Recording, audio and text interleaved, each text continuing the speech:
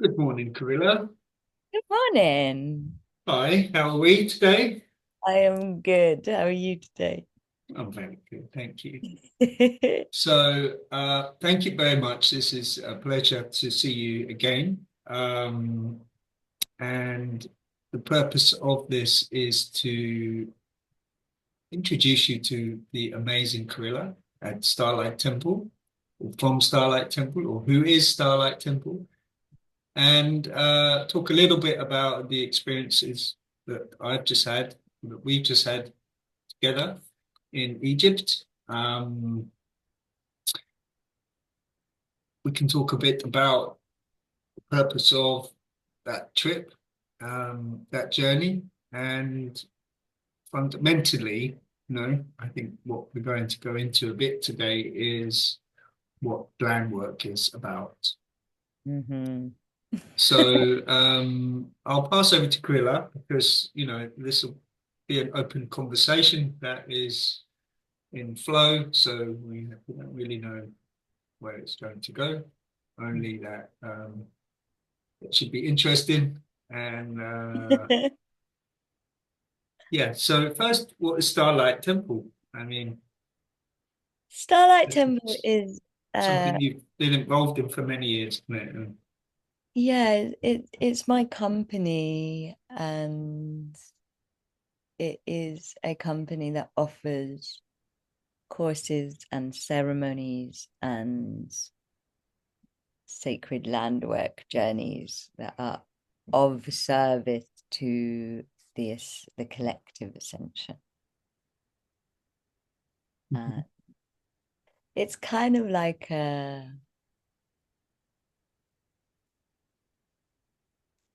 it's a place to exercise and develop new earth consciousness. okay. I mean, I've been following you for a few years, and did a course initially, which was, I believe, Body Love one, Yeah. which was fascinating. And then I did the house clearing, which changed a lot for me, you know, considering that your home is your temple, and it can support you when you're not even in your home in terms of um, the energetics behind where you live and what's going on in your life. Anyway, so I've done a few courses with you online, particularly one recently, which was the channeling course, which was 6 months, well, 3 months actually, worth of um, daily uh, tasks, things to learn, things to understand, practices to take. It was fascinating. And this sort of led me on a path with Starlight to going on one of their amazing retreats, which is, what you're also known for, where you take people to places. And, this word land work was mentioned, and something resonated with that with me in terms of what exactly is that? I mean, is it a retreat because we went to Egypt to see the sacred sites? I've never been to Egypt, always wanted to go. So, it coincided with a sort of time in my life where I was ready for a big trip. You see what I mean? One of those trips that you remember for the rest of your life. And, it felt like a calling to go to Egypt. Um, and the land work was okay, well, this should be interesting in terms of if we have something to do much more than just enjoying being in the sacred sites. Um, and it did turn out to be, a proper journey. And, we did talk about what land work is. And you said in a few words that it's being in ceremony with the land. and my experiences of being in ceremony is that they have a beginning, a middle, and an end. And so, all that takes place within that period of time is, for you to be paying attention to in terms of how you relate to it, what comes up, and, how you deal with it. So for me, the journey to Egypt, and working particularly with the land, uh, was about that, the journey of your interaction with how you're feeling towards some of the experiences and what comes up and then how you deal with it. So I think for those that don't know much about what land work is, how would you describe it in that way, or what excites you about land work? So I would describe land work as, just like you said, it is a ceremonial pilgrimage with the land. And it, there are so many things to say about it, but I call it's But a service. how did you describe the trip to Egypt? What was that particularly, like, specifically about in the bigger So scheme of things? the trip to Egypt was actually two land work projects. It was quite a trip. Often land work, in my experience, or the way I land work, is projects are quite long term. When you're working with the land, you're kind of working on a different time from the way we perceive time. And actually people experience that on the journey. There's this thing always in a landmark journey where time goes quite strange, and I think it's because we start to resonate and perceive and connect through the land as well as through normal human perception, if that makes sense. And so Gaia is she's slow. It's the pace of Earth, isn't it? You don't actually notice things changing, but they are. Yeah, she's slow, and creation and recreation and manifestation is not something. It is definitely something that can have amazing breakthroughs, but often those breakthroughs have taken many months or sometimes many years, or in Gaia terms, many centuries. To a volcanic eruption, for example, is something that like we perceive as an instant thing, but actually it's been a process that has happened underneath the surface for sometimes decades. Mhm. And so my experience is that most land work projects I have worked on are not, they are pieces of a much bigger plan and puzzle and process. And Egypt was two of my major land work projects that overlapped each other.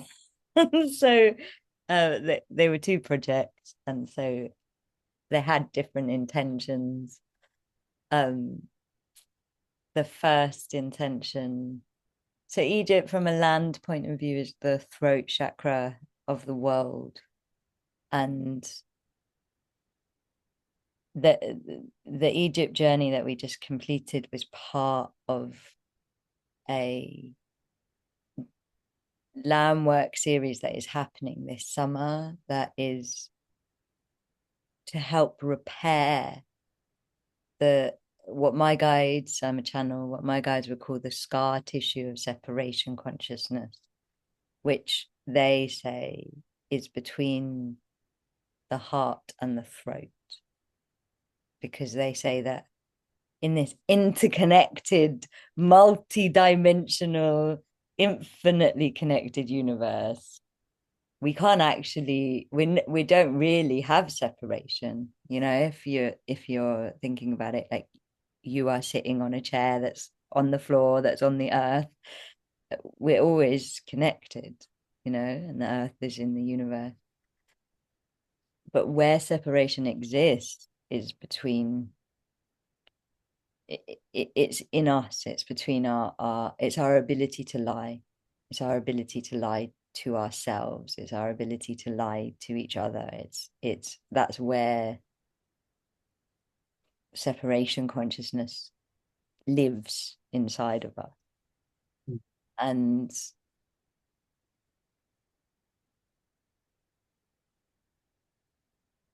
so the heart and the throat chakra right now, as we're coming out of separation consciousness, are hugely important energy centers, because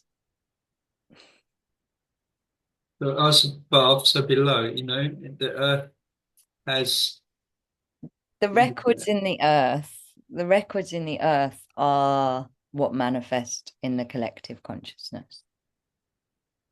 okay. So what exists, the systems and the records and the codes and everything that is in the ground is what manifests through us.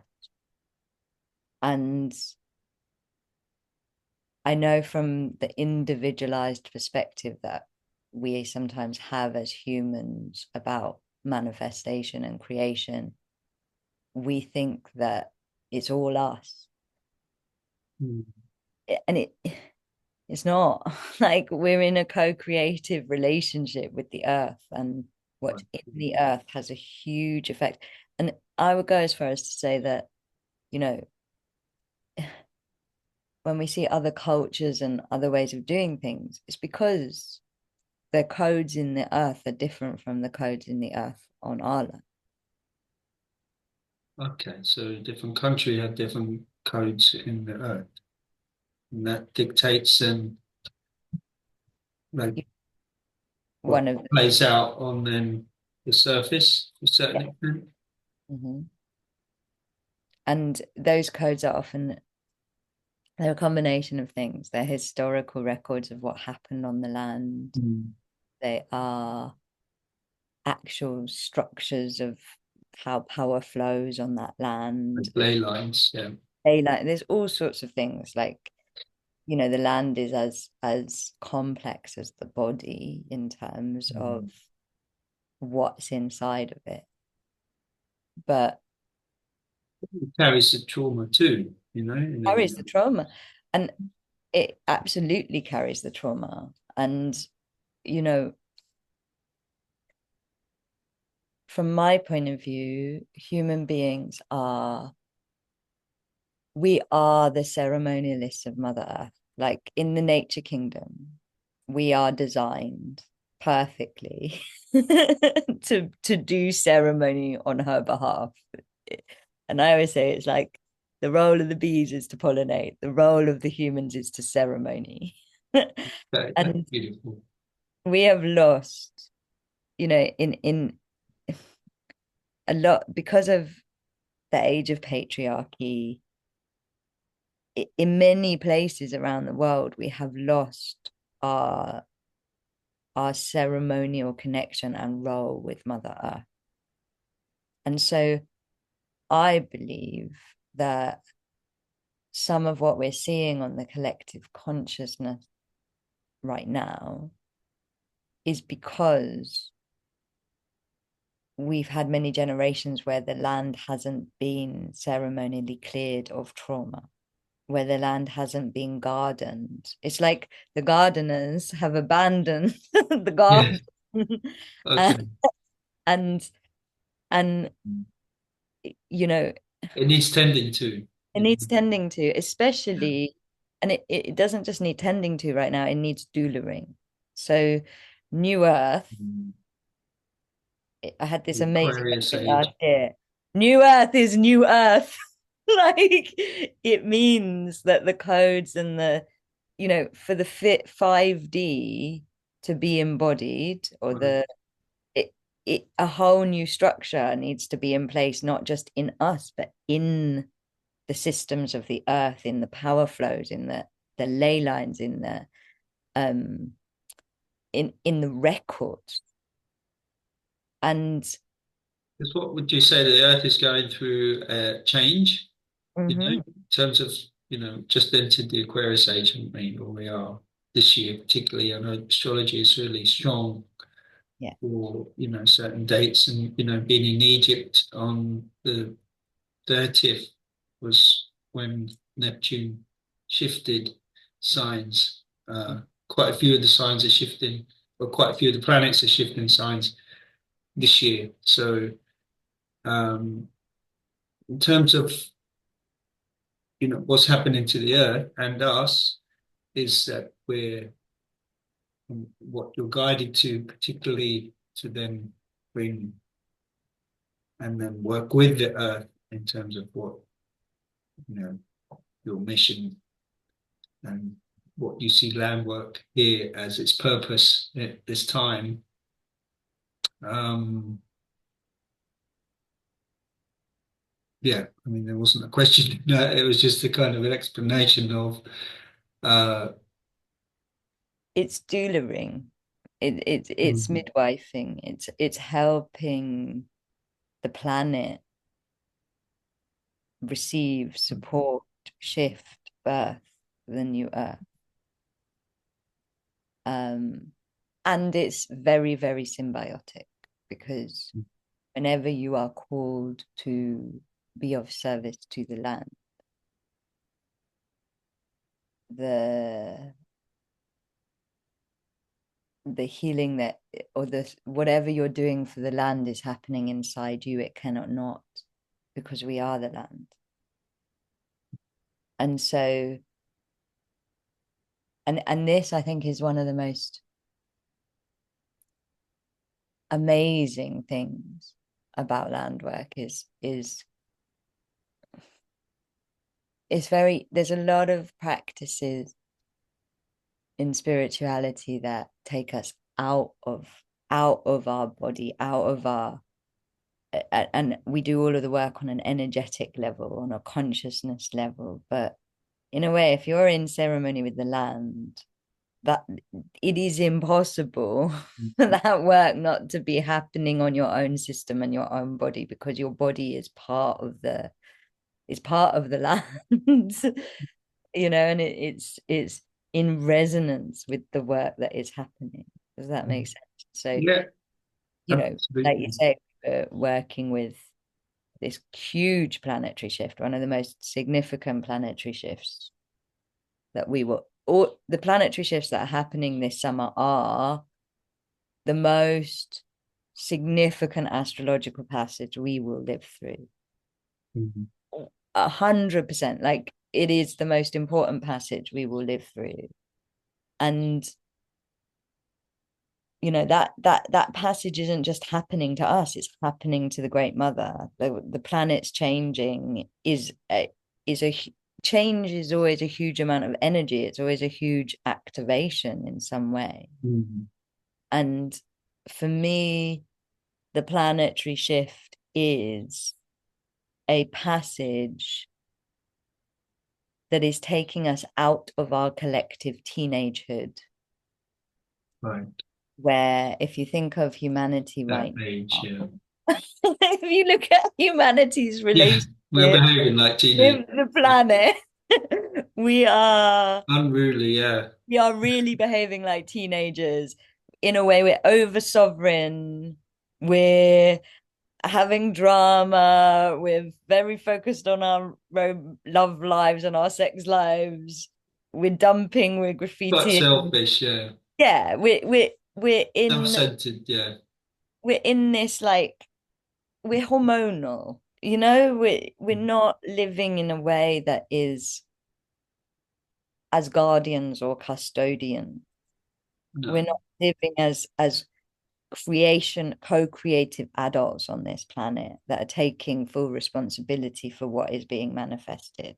We're just blaming the parents, not right? as a collective. No, no, we're not doing it. We're not doing it. and It's, and our leadership crisis is a reflection of that, you know? And and I believe that this astrological passage, it is a it is an initiation journey into our collective adulthood. Mhm. And Gaia has to be prepared for us to become she's going through a process of, like a mother does, of us becoming adults. We're going through a process. Those planetary shifts are activating archetypes that are about adulthood. So the one that we were working with in Egypt was the archetype of the soul warrior, which is the warrior that isn't militarized, that isn't working for a system or is manipulated to fight wars that and battles that are based in fear and ego and territory. The soul warrior is the guardian of integrity, right? Like the guardian of the integrity of the soul. And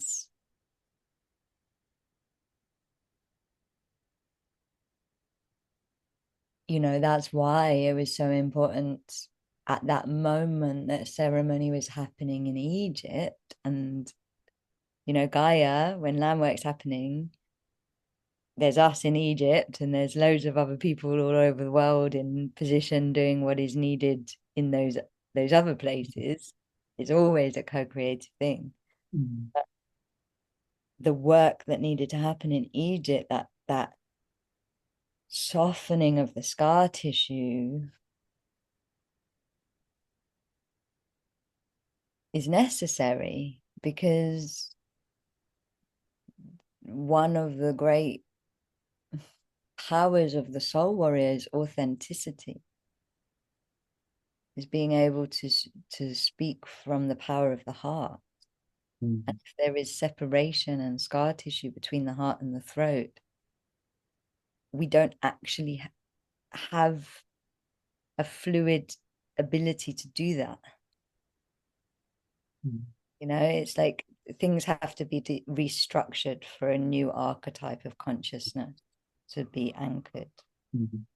System, the systems have to be changed Okay. for a new story or a new reality to be able to flow. So specific places you have been guided to go to. One was Egypt. I think you've got Iceland coming up. There's Glastonbury this year that all coincide with specific astrological dates that are important. Um, so, first, okay, I remember obviously, being called to go to Egypt and, having my own reasons to go, but then finding that I was there to do some sort of work for Mother Earth, which I'm like, am I qualified to do this? And she's like, well, yes, we need someone to do it, and you're here. So, in a way, you were qualified, but um, it was almost like, okay, I'm privileged to want to commit myself to, being here fully present and with intention to um, do my best in whatever moment, was enough. And first that in specific sacred sites in Egypt, we carried out or performed a ritual. Would you call it a ritual? And that's what you're guided to do at the time. And yeah, I mean, it's whether you feel that then, okay, what work you've done has had an effect. Um, and then what the next step is, I mean, is there a grand plan that you have? In the land work. Well, generally, your calling. um, so I'll just speak to, I think everybody that comes on a land work journey is qualified. Mm. Um, and also the journey itself trains you. Yes, it does. If you're not qualified, certainly my experience of holding a landwork journey, as soon as you commit to it inside of yourself, that journey begins before you're anywhere near that land. Yes. before you're anywhere near those temples, the mother is getting you ready, and very much Yeah. if you know, and this is why I feel like the most profound healing journeys of my life have been land work journeys by far. Yeah.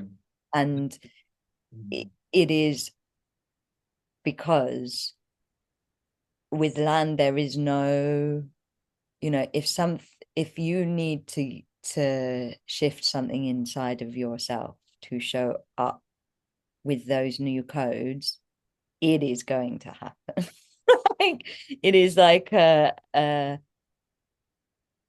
you know, a lot of what we were working on in Egypt was the militarized masculine, which is fight or flight or freeze or fawn in your nervous system.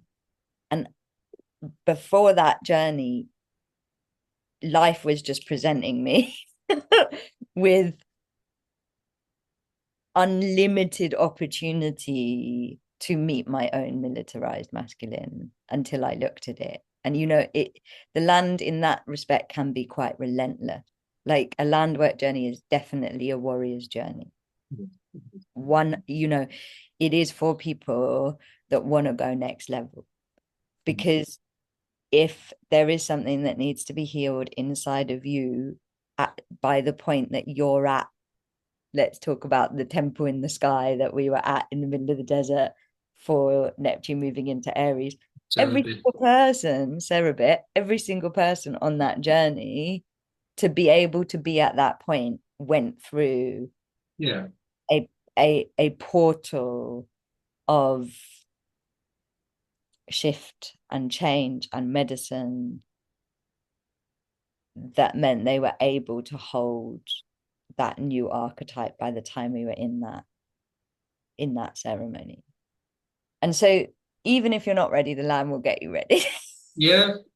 I mean, I felt that I obviously, this trip came about, and there were circumstances in my life that got up to me wanting to go and then going, and then now being back. I feel, wow, I'm proud of, the effort I made and the work that I've done to, um, there's different ways to go about it. I mean, I've been to plenty medicine ceremonies, but this one was stretched out over 2 weeks, and pretty much every day was part of the ceremony in terms of what you learn about yourself and on that experience. So Everything that happens, you know, whether you're on a train having a conversation or yes, it's everything, every aspect of it. everything belongs to the journey. And I think, you know, one of the things that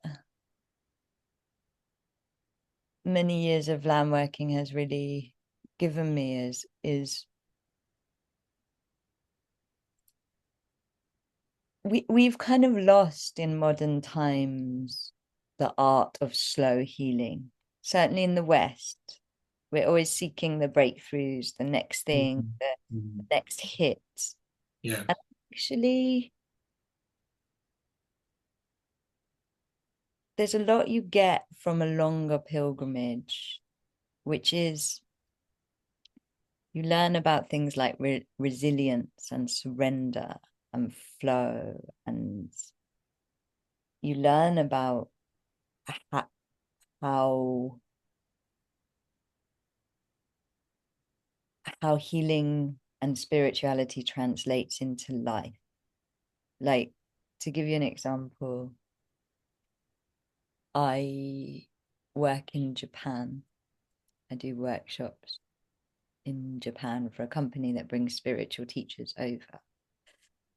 And the company, you know, it's a corporate company. Like the Japanese people are amazing, but Japanese business translates into Japanese spirituality 100%. And so it's like a corporate company that brings spiritual teachers over.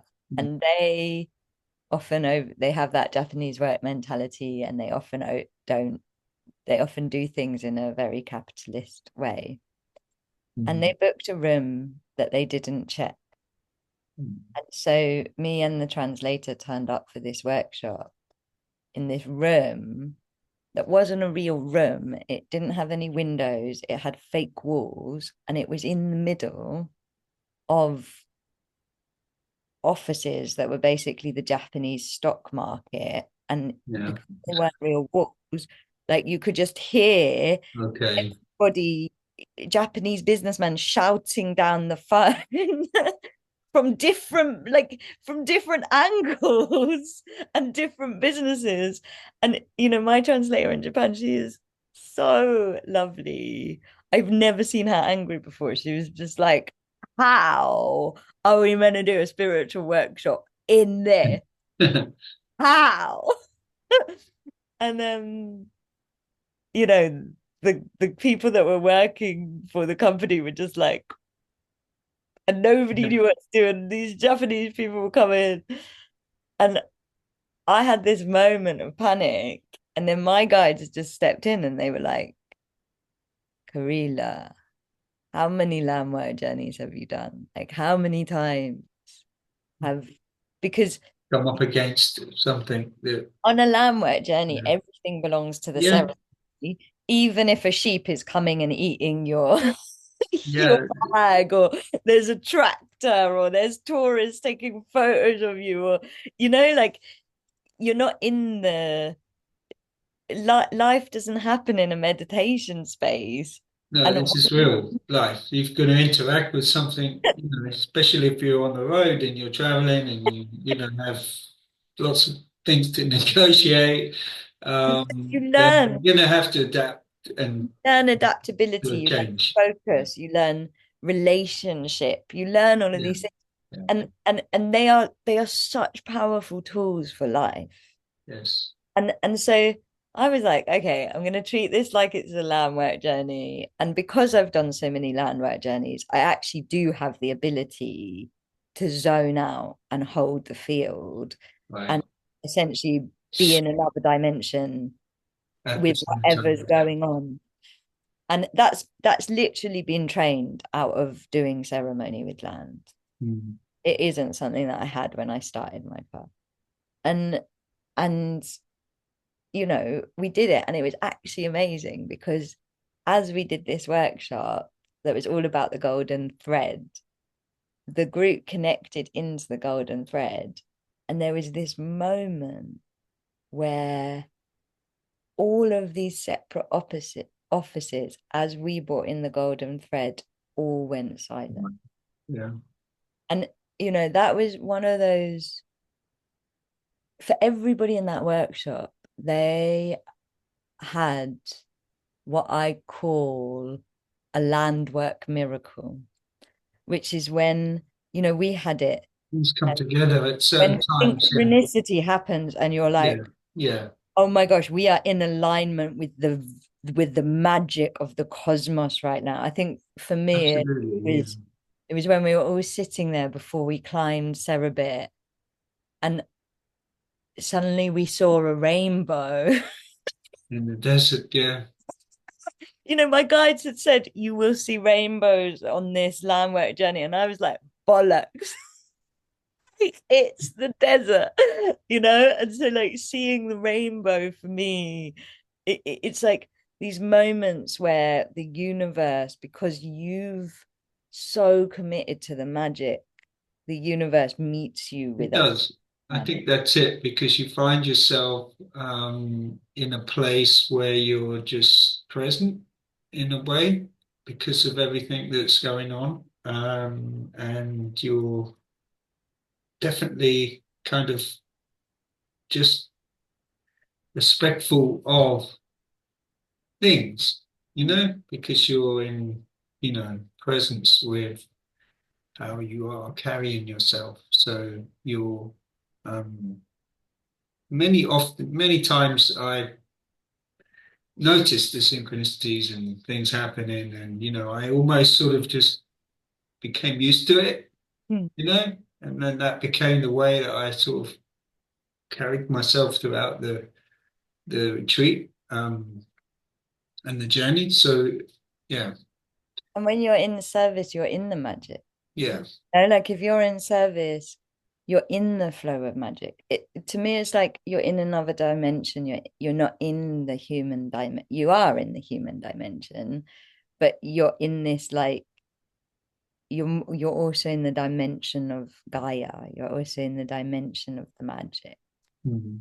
And there's something for me about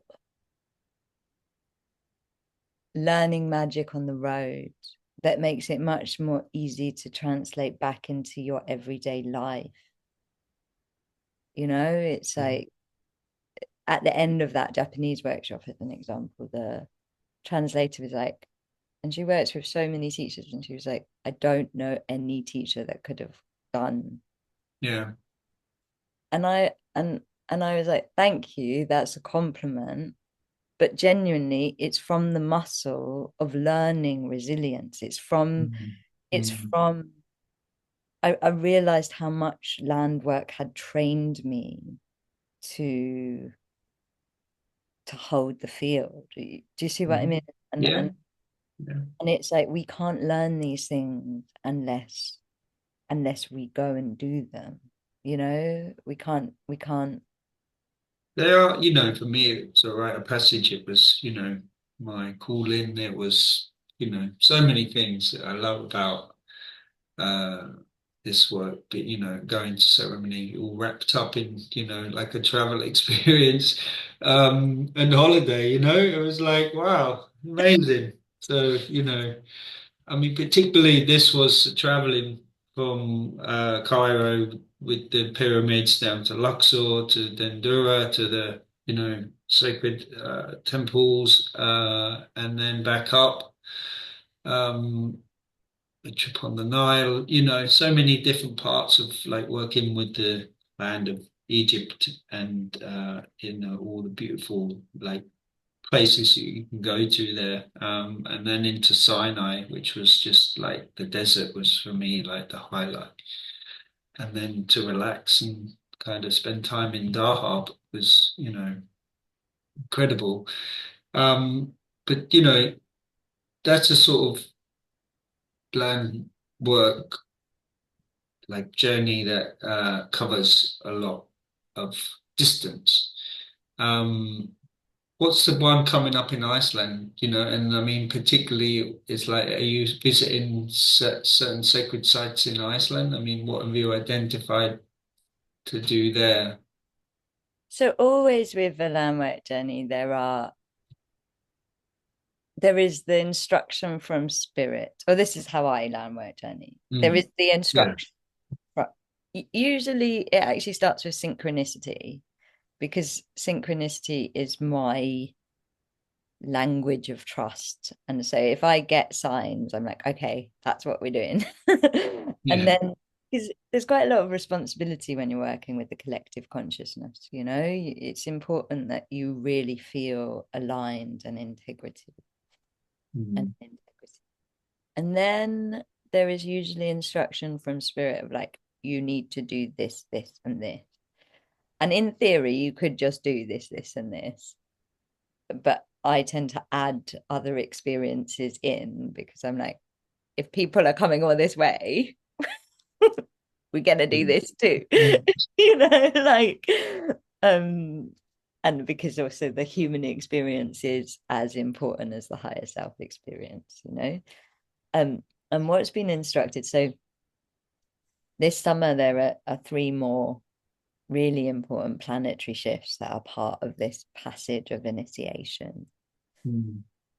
And the absolute, the pinnacle moment of it, the place where it the thing that astrologers would call the official birth of the new earth, which I would say is like the crown of the baby's head coming out of the passage, Mm. you Yeah. know, um, is when Uranus moves into Gemini, Mm. because that's the last planetary shift of this of what the planets that are changing are called the gods of change because they change when they change. you expect global change to happen. And never in the history of astrology have we ever had all of them change in such a short space of The time. Neptune's changed. Next, it's Neptune's changed. And then in May, we have Saturn moving into Aries. And, you know, what's beautiful is both Neptune and Saturn have moved into 0 point of Aries. So on that the is the very node. beginning. That is the very beginning of the astrological cycle. And what happened in March on an energetic level is our karmic journey with separation consciousness as a human collective completed. It ended. Right. And, Cycle's coming to a close, isn't it? yeah. Yeah. And Neptune is soul and Saturn is karma. And so they've both that Saturn moving into Aries is like the final nail on in the coffin on that the age of The old separation. world, yeah. And what's beautiful, I was actually talking about this in another interview. So Saturn into Aries is activating the archetype of the wisdom keeper. It's like the archetype of why of leadership that is wise, leadership that is discerning, leadership that doesn't that really asks, like, are you in integrity? Are you living it? Mm. It can't be talk, talk, talk with Saturn in Aries. Okay. You Yes. have you have to be walking it. Mm. Otherwise, your boat's going to be rocked until you walk it. Mm. And one of the things that was really interesting that came out of that talk is the guys were saying, wherever you are when that transit happens, which I believe is the 25th of May, whichever land you are on, it is an activation of you becoming a guardian of the codes within that land. So if you are on the heart chakra, then you are a guardian of the integrity of the heart. If you are on, I'm going to be on a piece of land that it's coded with the Amrita. And so it's like, which is the like primordial feminine power. So the path that gets initiated for me is being a guardian of that like raw creational feminine power. Mm. And so it matters, like this is what I mean. It's like humans have forgotten that how much where we are matters. Yeah. And then in particular relation to, these transits taking place,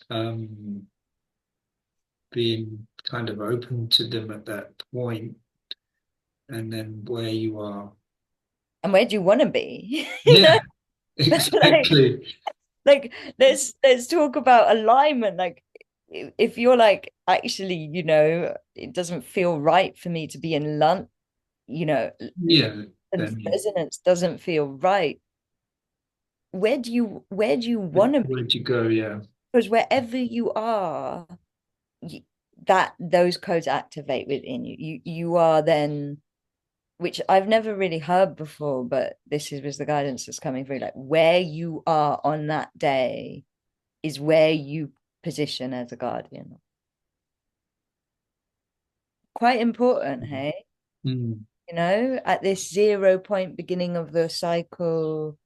And life has a way of getting you where you need to be. It's not that you need to panic about it, but isn't part of our adulthood about us being more present and in greater relationship and not letting life do it for us? Isn't it important that we start tuning in about what we want and who we want to be and where we want to go, you know? Um, In a sense, that to me is the new age, or I feel this shift taking place, whether it's from the 3D to the 5D, or um, being more in connection with, yeah, and like relationship with nature, cycles, connection, and just that sense of, um, something greater, and connecting with that. So we'll try to wrap up, but I didn't answer about Iceland at all, did well, I? what we can talk about, you say that the that in May Saturn moves into Aries. So where will you be for that particular? So it's interesting because both What May. have you got coming up in terms of like what you see this year and what you're offering people to kind of join you at or come along to? So in so these major shifts, the guides have actually said it's important that it's not just a backpackery land work journey, that it's the work is happening in more of a retreat setting because Okay. our bodies need the support, they need the holding. It's too much, like, and so it's really nice because normally normally my land work journeys are more rough and ready, whereas these are Because actually, Egypt was about that particular date that we did on the 30th of March, which was Neptune shifting. we So were camping in the desert. yeah, you know we've done the hard work to a certain extent. no But, warrior got to camp in the desert. that that particular kind of thread, I suppose, from Egypt to, why Iceland, why then Glastonbury in September. I know you talked about these two places that you're doing landwork retreats. Um, So what the lamb, like I said, a landmark journey is one piece of a master puzzle of a project. And the project this summer, it's like a threading of different lands and different places that help, that it's almost like stitching the scar tissue of separation consciousness between the heart and the throat. So it has to end in Glastonbury. It has to end with the heart. And so uh, that's of, where of the earth, yeah. yeah, that's why you and me are going to collaborate on some land work in Glastonbury in September to kind of to thread all of this together to create more union between the heart and the throat rather than separation in the coding of the earth, which then becomes the coding of humans, you know? Um, and there's a few, so the crossover point is another astrological shift, which is Italy. I find it, Italy is the birthplace of the Roman Empire, and the Yes. Pope's just died. There's this huge shift happening on the reality that the Roman Empire created, yeah. And so that is also very important to code and seed, and that's the crossover point. That's where the scar tissue is.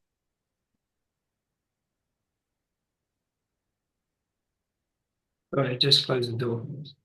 And then the other places that we've been guided to go as part of this threading is Spain, um, which is mainly because of that Amrita codes that are there, these feminine magic codes, because part of the rebalancing of the planet right now is feminine creational belly up power rather than top down power.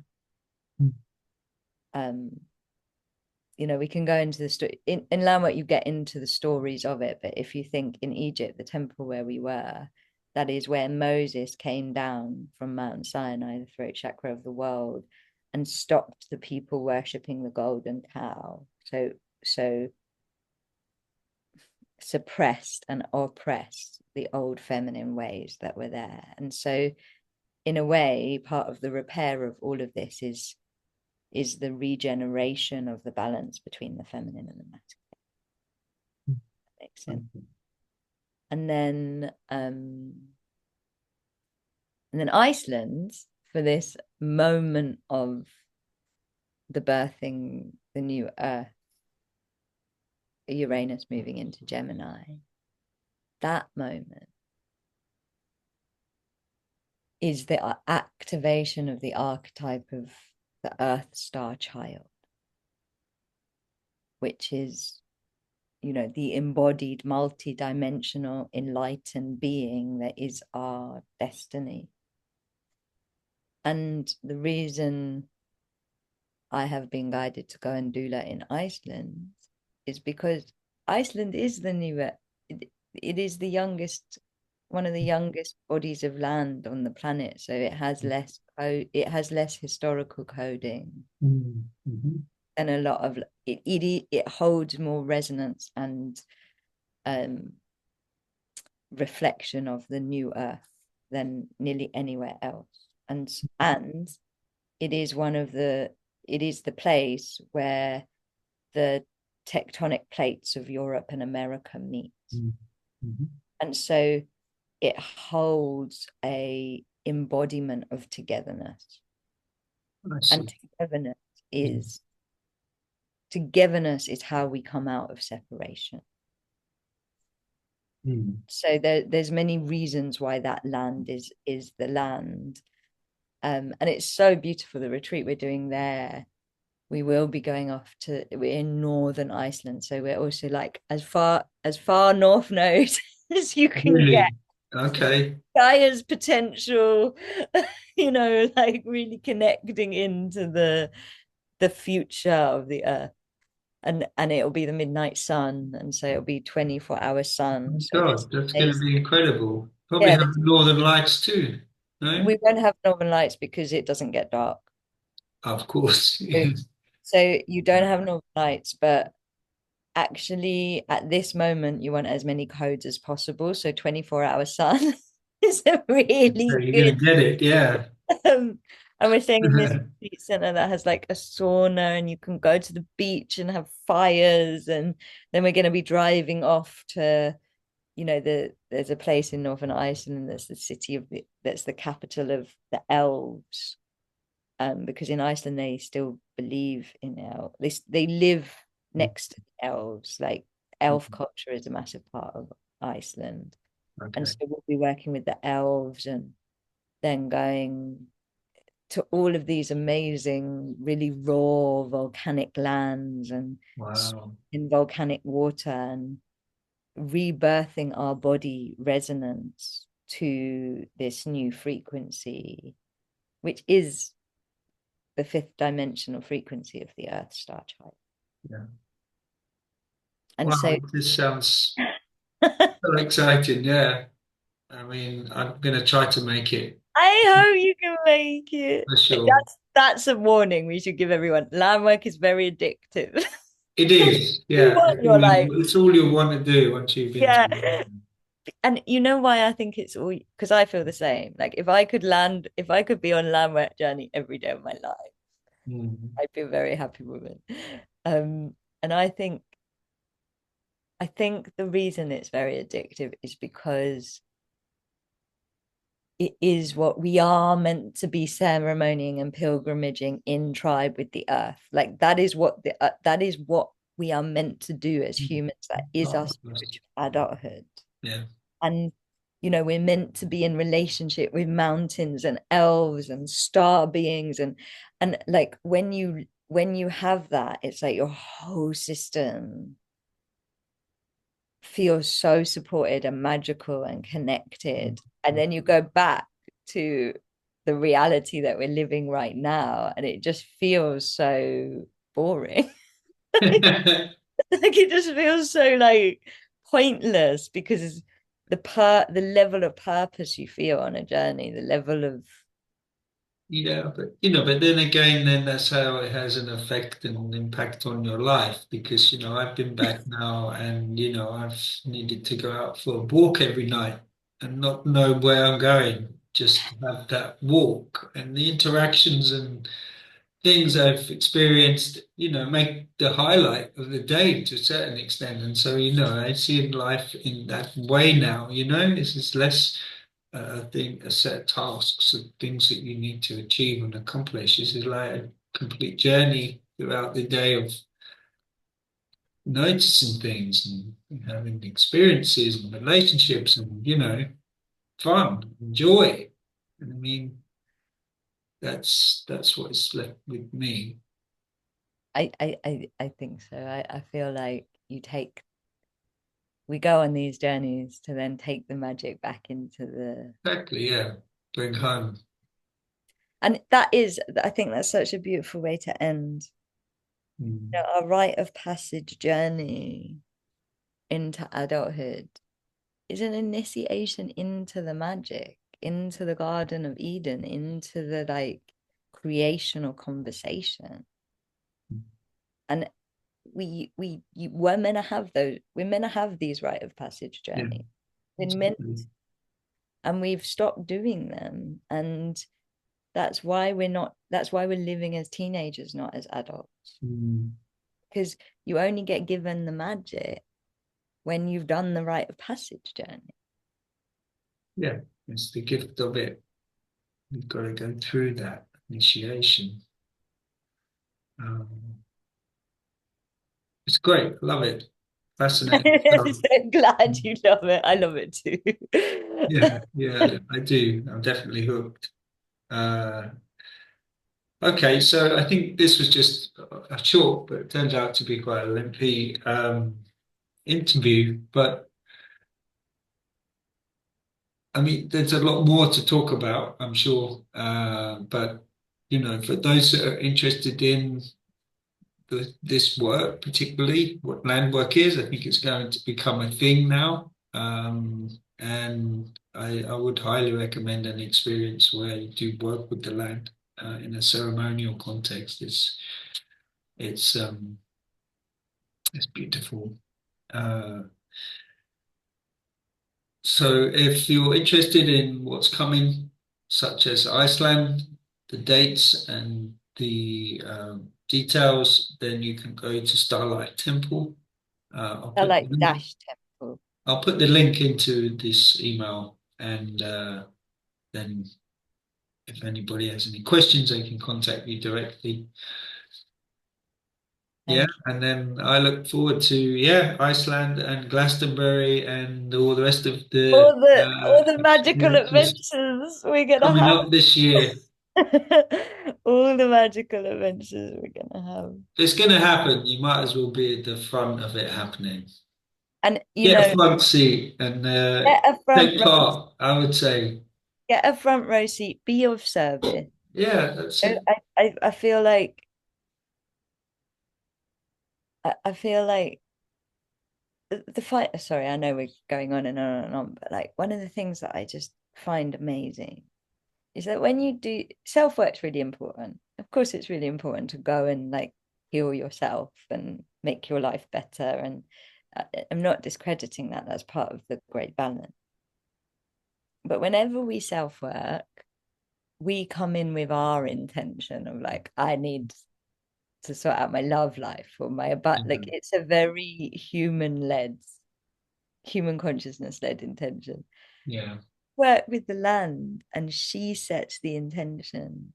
The things you heal, you would never think of, like last year in Australia, we were working on the shadow of colonialism. I desperately needed to heal that shadow. Everybody from the colonizing countries needs to work on that shadow, Mm. but you Mm. never think that you No, need you to wouldn't. work on Not in that. the ceremony, would you? You'd sit and put that on your list. Don't go to ceremony be like, I know that I need to work on, and so the healing that you get is what Gaia thinks you need to heal, and Mm. she has a much wiser view Oh than yes, there's an intelligence that you just don't see that you become in tune with, and you know it starts to show itself. It's incredible. Okay, thank you very much. so much. Um, yeah, I'm sure we'll continue this conversation and uh, try to like bring this work to more people. So that was the reason why we did this. So thank you, Kahrella. Thank you for And, all of the amazing work Aho does. okay, and for you, That's and you. wonderful stuff. All right. Thank you. Bye.